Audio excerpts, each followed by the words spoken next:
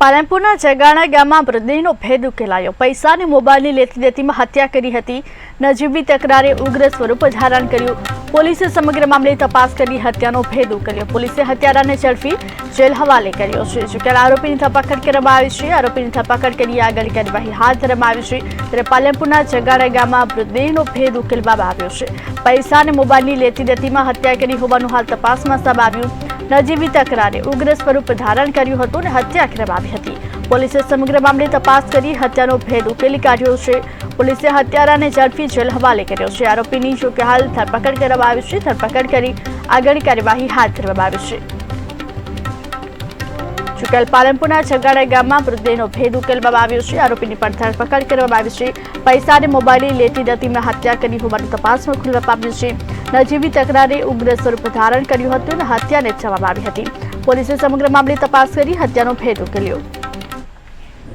તારીખ 20/7/2024 ના રોજ પાલનપુર તાલુકાના જગાણા ગામમાંથી એક અજાણ્યા પુરુષની લાશ ખેતરમાંથી મળી આવી હતી।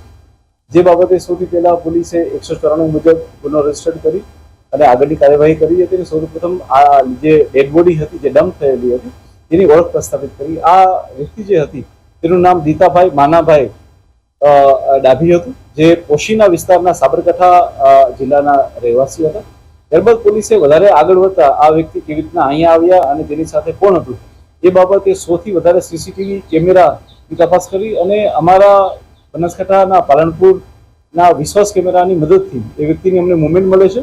અને એમની સાથે જે લાશમાં જે વ્યક્તિ હતા તેનું નામ છે લાડુભાઈ ઉર્ફે લાલાભાઈ ભુરાભાઈ બુબડિયા, ઉંમર વર્ષ 40, કે જેઓ કોટડા છાવડી ઉદયપુર રાજસ્થાનના રહેવાસી છે। આ બંને જણાની વચ્ચે પૈસાની લેતી બાબતનો ઝઘડો થયો હતો અને જે બાબતે તેમના દ્વારા તે વ્યક્તિની હત્યા કરાઈ હતી। હાલમાં પોલીસ દ્વારા આરોપીની અટક કરવામાં આવી છે અને તેના દ્વારા જે હત્યા કરવામાં આવેલી હતી તેને બી કબજે લેવામાં આવ્યું છે અને એને કોર્ટમાં પ્રોડ્યુસ કરી અને આગળ રિમાન્ડ માટે